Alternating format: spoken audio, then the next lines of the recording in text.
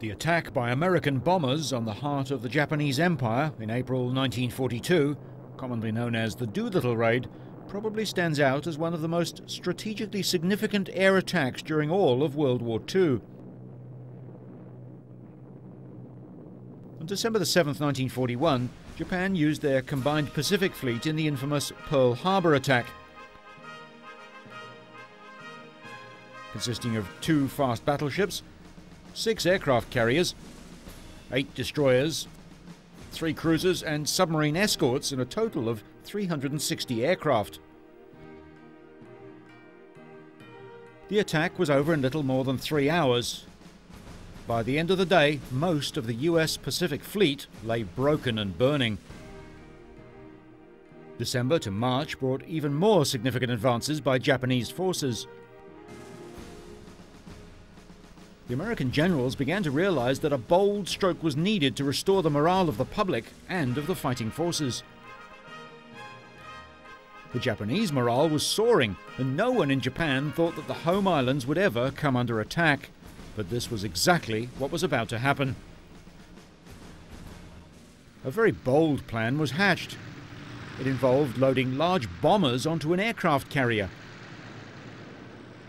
It would be the first time that such large planes would be launched from a carrier, and they would not be able to land back on the carrier due to their size. The US Army Air Corps brought in Lieutenant Colonel James H. Jimmy Doolittle to lead the project and train the crews. The 800-foot flight deck was to be crammed with 16 twin-engine bombers. Usually, the B-25 had a takeoff run of 1,400 feet. The Hornet would only allow the heavily overladen bombers 500 feet. When the training had been completed, the Hornet left her west coast port for a rendezvous with the rest of the battle group.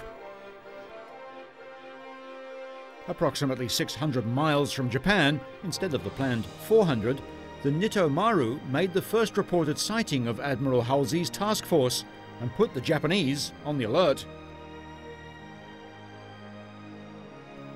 Halsey ordered the Mitchells to be launched at once, ultimately accepting over 200 extra miles for the B-25s to fly.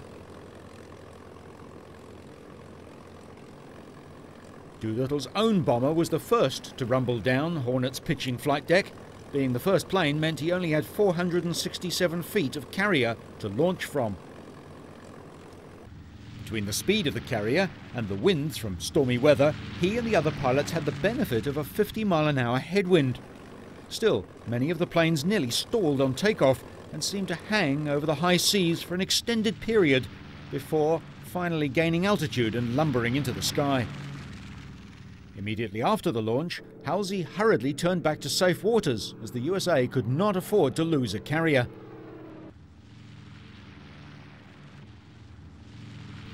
Once in the air, the bombers separated, each with its own set of targets. Surprise was the critical element to the raid, and it worked.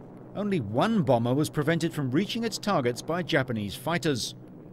A total of 4 cities were attacked: Tokyo, Kobe, Nagoya, and Yokosuka, and the bombers then headed off for the Chinese mainland. But the extra 200 miles meant the planes were low on fuel. One was forced to land in Russia, where the crew were interned, and another 2 crews were captured by Japanese soldiers in China.